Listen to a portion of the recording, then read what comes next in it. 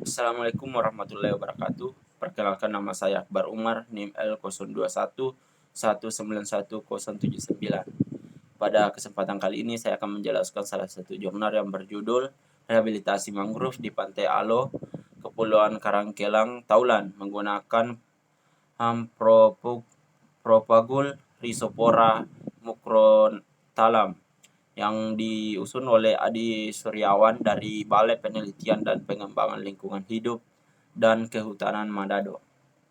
Langsung saja kita masuk pada metode penelitian, di mana lokasi penelitiannya ini di Pantai Alo, Pulau Karangkelang, Kabupaten Kepulauan Taulan. Ada 3 parameter yang akan diamati. Yang pertama itu faktor kesesuaian habitat.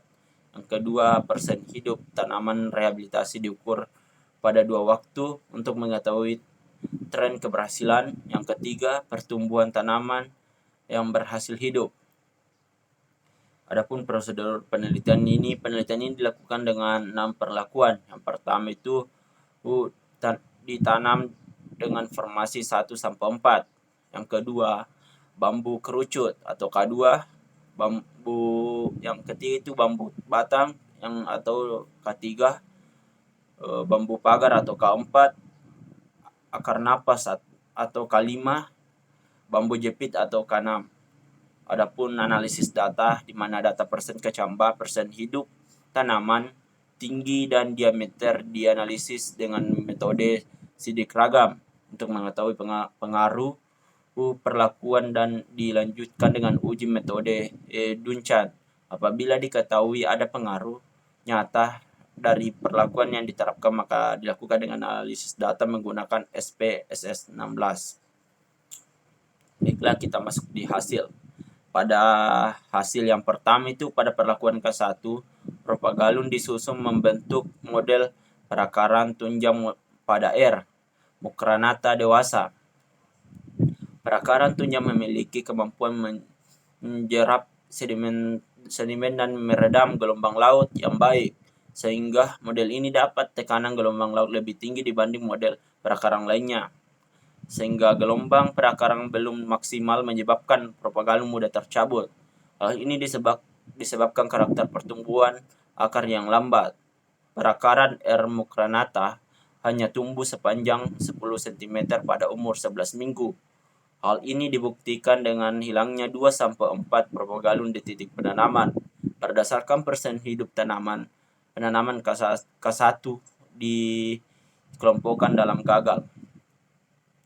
Terus pada kedua itu, pada pengamatan 1,5 bulan, perlakuan kedua atau penanaman Propagallum di dalam kerucut bambu mampu mempertahankan Propagallum hingga 97% pada umur 16 bulan.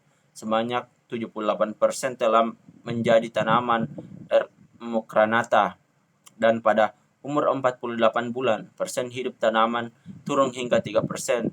Perlakuan kedua tergolong berhasil saat 1 tahun pertama dan setelah tidak mampu mempertahankan persen hidup tanaman.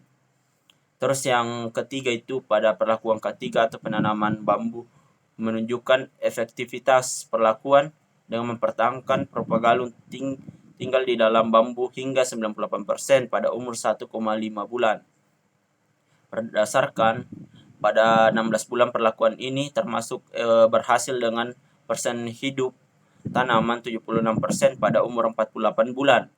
Perlakuan ini dikategorikan gagal karena persen hidupnya 0%, volume substrat yang dapat ditampung bambu sangat terbatas, sehingga berpengaruh terhadap perkembangan tanaman. Keterbatasan unsur hara dengan dapat meningkatkan stres tanaman, sehingga menurunkan daya kecambah dan kecepatan pertumbuhan. Pada perlakuan keempat atau pagar bambu mampu mempertahankan Propagallum hingga 98% saat umur 1,5 bulan. Pada umur 16 bulan, persen hidup masih diperoleh sebesar 79%. Namun pada umur 48 bulan sudah tidak dapat dijumpai tanaman pada perlakuan ini atau tergolong gagal. Pada pengamatan 1,5 bulan, nampak bahwa Propagallum tercabut dari titik tanam paling jauh dari pagar.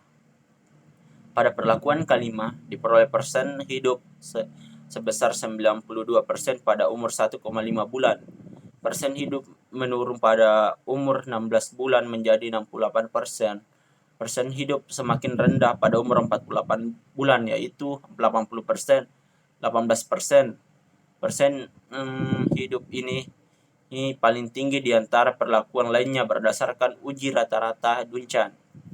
Hal ini menunjukkan bahwa akar napas Senaptia sp memiliki potensi sebagai penguat tanaman muda HR mukranata agar tidak mudah tercabut. Berdasarkan akar napas ini tumbuh dari perakaran horizontal sehingga akar yang muncul tidak mudah tercabut.